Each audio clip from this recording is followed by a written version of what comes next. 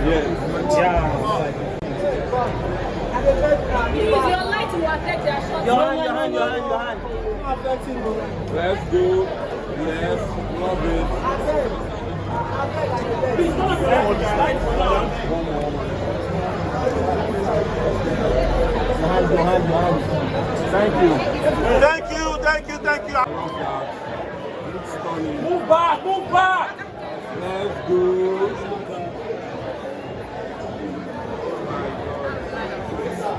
Thank you so much. Oh, yeah, please out.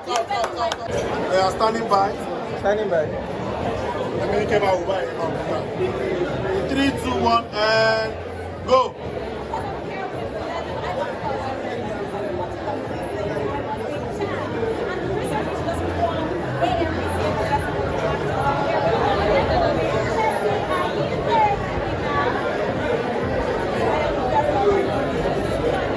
For you to, tell the story, especially saying that it was going to your culture as well.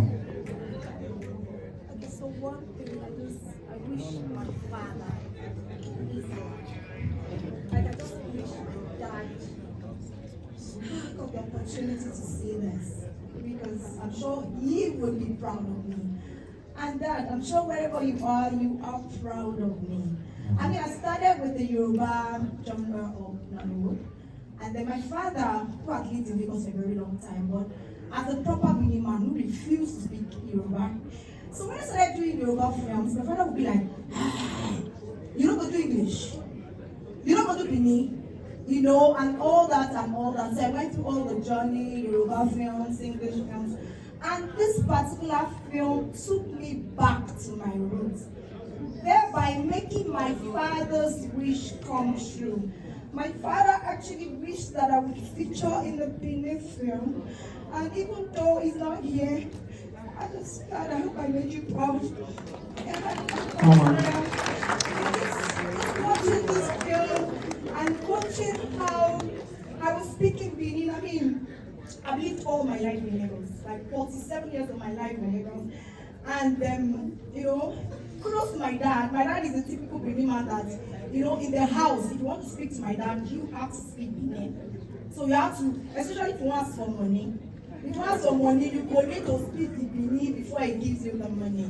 So, and that's why as parents, we should actually encourage our kids not to throw away our tradition, be it our way of mode of dressing or our language, which is very important.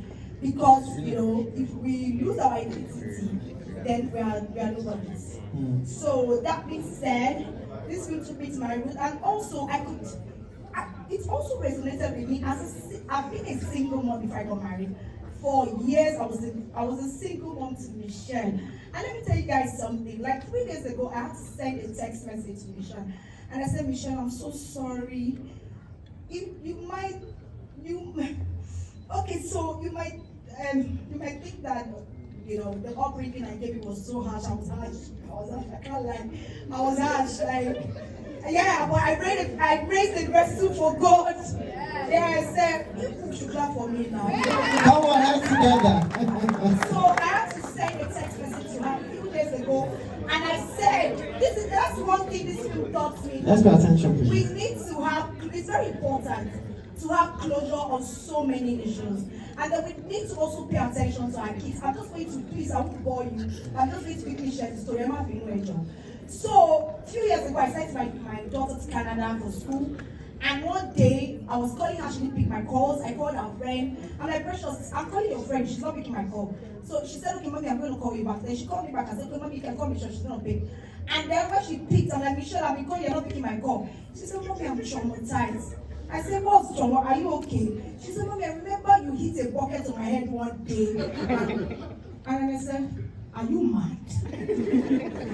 You dey crazy.